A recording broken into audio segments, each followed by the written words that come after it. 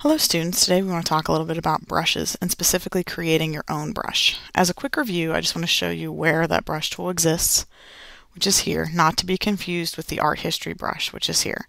This brush we often use with layer masks to bring back color, to bring back things from blurriness or any other effects. When you click on this brush, you'll notice that you can change what type of brush by going up to this menu here, the size from this menu here, or if you click on here, a side menu pops out with all of those same options. Now when I click on the side here, I have chosen something called M brushes. You normally will have basic brushes loaded when this comes in. Oops. And what I've chosen I've chosen the M brushes to exist. And those are already here. Okay, and I just want to show you what it looks like to kind of put a brush or select any kind of brush and place it on top. I like this little swirly brush here. Now the best thing to do is actually to put a brush, and close this out here, on its own layer. So I'm going to create an additional layer in addition to my background copy and going to kind of flow this through. Okay, so it's just kind of a neat little pattern.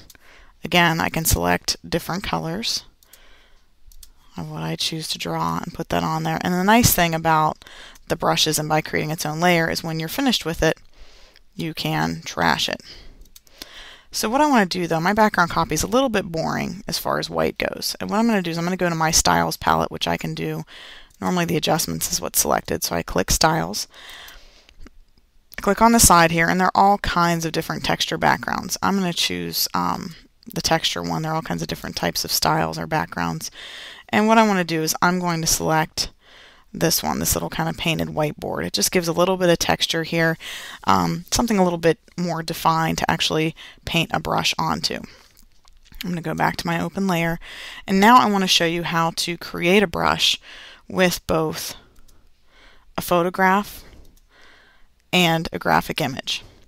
And what I've done here is there is the PT logo, and I've pulled all of the white out. And how I've done that is with the selection tool with the magic wand. I've hit delete so that I have just the PT, just the part that I want to be created in a brush. It'll almost look a little bit more like a stamp rather than a brush, because flowing it through probably won't have that same effect. And I'm simply going to go up to Edit and Define Brush Preset, and I'm going to call this PT Brush. And notice it's already kind of given a number to it, 143, so that I can easily find it. I go back to my untitled space. I select a color, which I want to find kind of like a PT-ish red. Okay. It looks a little more brown than red. There we go. And I'm going to go back to my brush tool. Oops, sorry. And I'm going to look for that brush that I just created, which will probably be at the end. So there's my PT 143. I make sure that I'm on this brand new layer. I simply click or flow, and I have a brush. Now, granted, the brush doesn't work so much as a brush, as it looks a little bit more as an interesting stamp at this point here.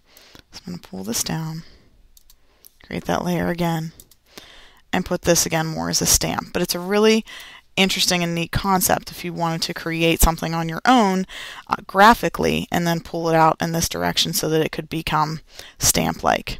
Now you can also create a brush using a picture or a photograph. And so what we're going to do is we're going to use the quick selection tool, and I just kind of want to pull this tree. I'm going to try and pull a good bit of it from here down a little bit and over. Now I want to pull some of this back in. Remember, you can hit the minus key and you can pull some of it back in if you feel like it got a little bit more than what you wanted. Okay, so I'm pretty happy with that. Now, I'm actually going to leave this selected because I'm telling the Edit Brush Preset that, hey, I don't want this whole picture. I want what I have selected. So I'm going to go to Edit and Define Brush Preset, and it's going to kind of create a little blacked out sample of what that brush would look like. So I'm going to call it Bonsai Tree. And it's also given it a number. So when I come back over here, again, I'm going to choose my own color. I'm going to choose green just because it's a tree.